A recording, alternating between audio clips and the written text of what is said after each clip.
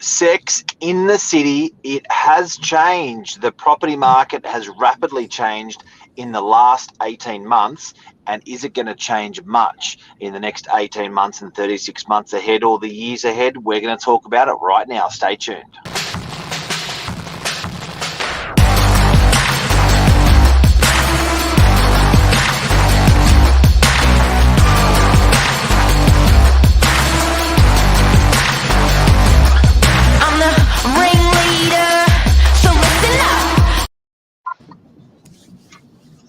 Sex in the Hello, City, James. Mark.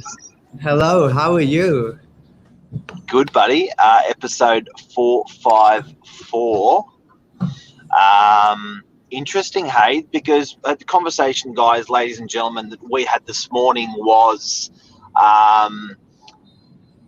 we've got a property for sale at the moment right on Circular Quay.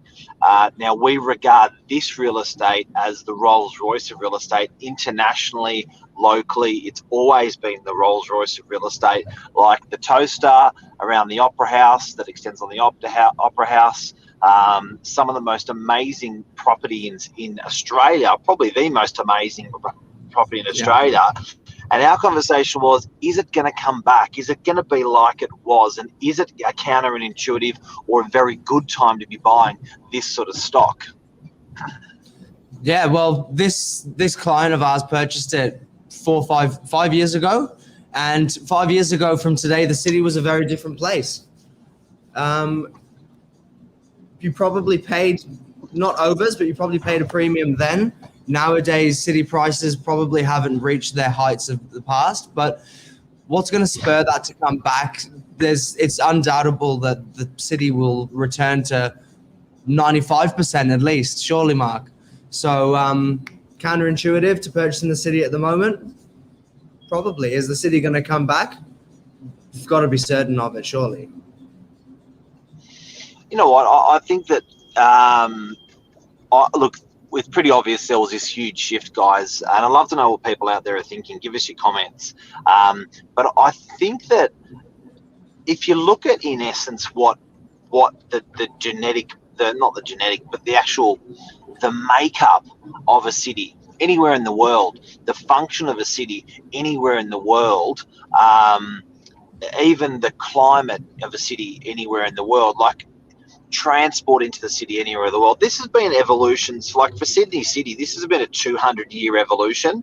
And it's got to this point, it's actually improved year after year after year. The ferry service improved. The tram service has now gone in, the tram or whatever they call it, goes into Randwick. You've got the traffic light, traffic systems, security of the city.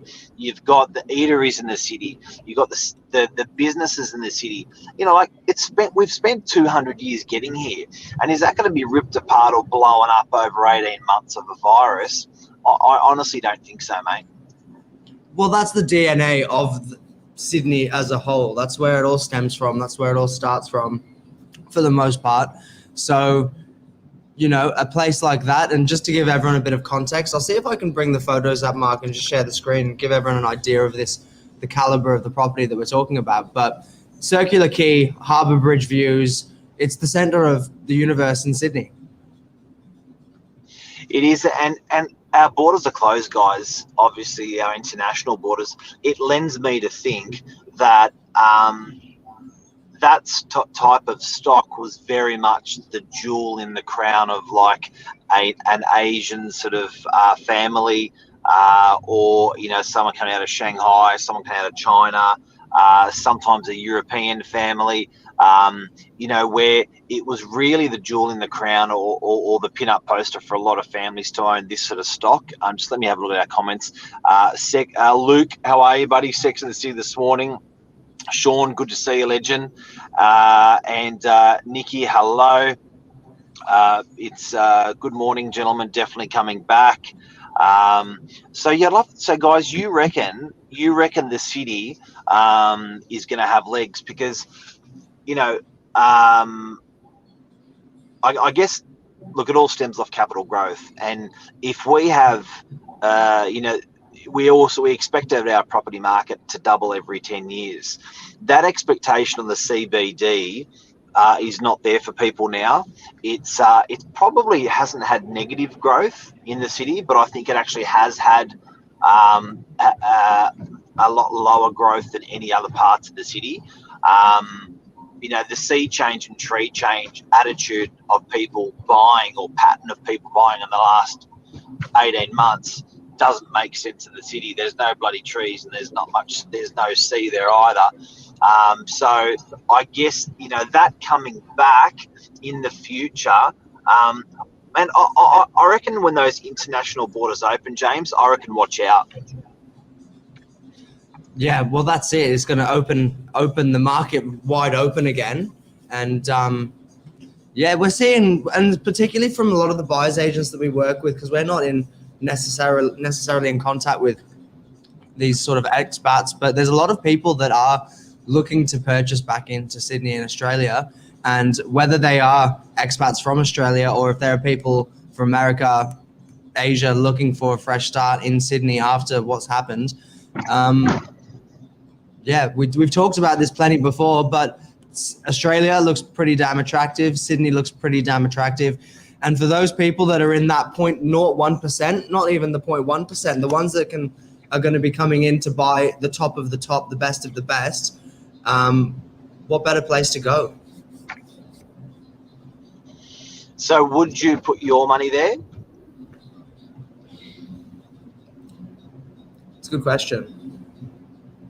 And this is off the attitude that you're buying low because people have ran from the city for the last 6, 12, 18 months.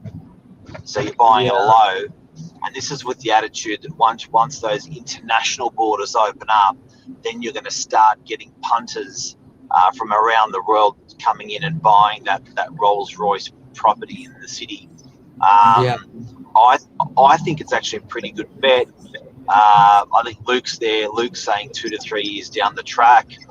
I think buying that sort of stock could be a really, really, really good purchase. Now, you're going to get pretty punished on rents as well, yeah, James.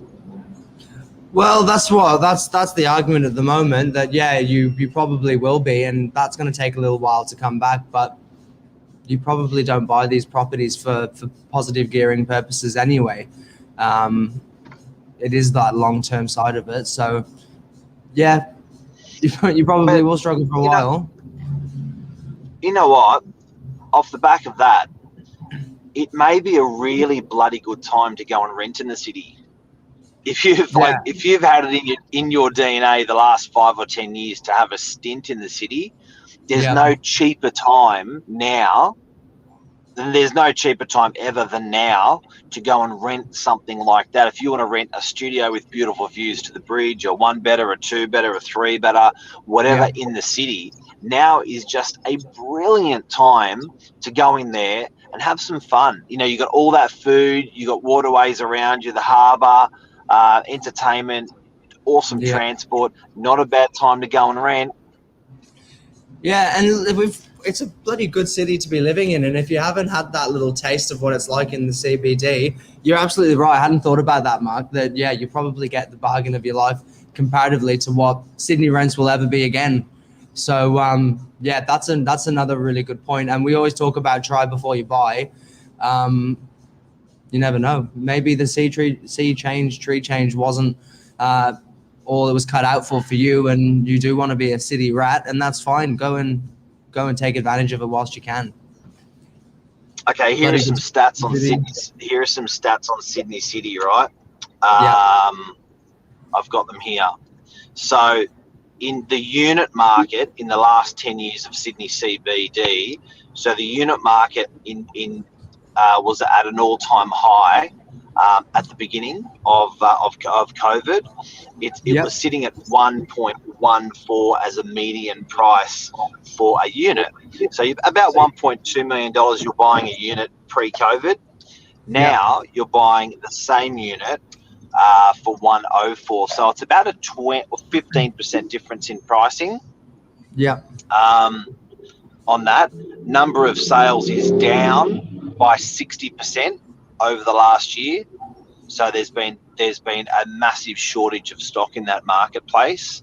Days on market, stuff selling quicker, but still 58 days, a long time to sell something in the city. Median vendor discount is up. They're having clients are having to discount their properties a lot more in the city of Sydney to get it sold. The rental yield, here's a wow. That's the biggest we've seen. Yeah. 40. Look at the rental yield. 5.6%, people. You can't see that there in red. It can't focus the poor phone. 40. Your rents are 40% lower than what they were the year before in the city. That goes back exactly what we just said on renting in the city, buying in the city. Could be a bloody good time. We should be spruiking the northern beaches, but we just found this really interesting for our city of Sydney. Total value of properties sold are down by 30%. New listings coming to the market are up, and stock on market is up. 2.5% of the total stock is on the market in the Sydney city. So, ladies and gentlemen, that's our show. In summary, what are we saying, Mr. Lamplower?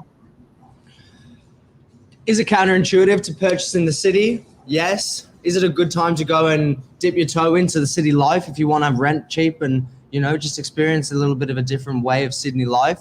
Definitely. Think outside the square, people. What one's that we've got there, Mark? Median value.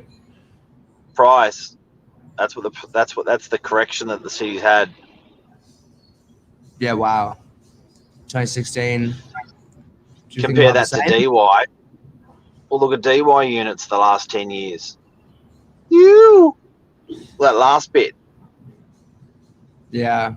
Up high. Isn't that crazy? When you actually see that, when you compare DY to Sydney itself, Sydney CBD, times have changed.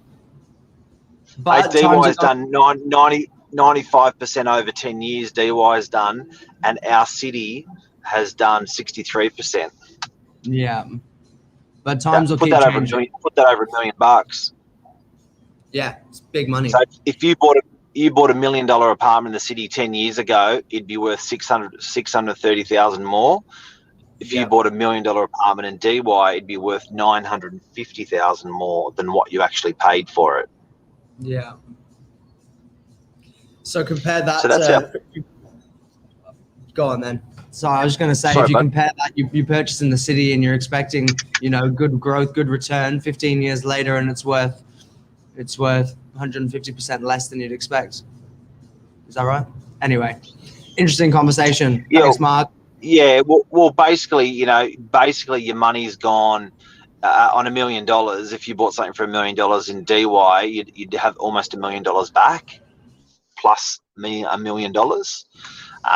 But here in the city, you'd have $650,000 back. So there's a bit of a difference there in pricing. But look, I just think in summary, guys and girls, you're punting buying in the city, but I think it's actually not a bad little punt. And I reckon when those international borders open, watch out. Yeah. All right. Thanks, everybody. We'll see you next time. Thanks, Ledge. Cheers.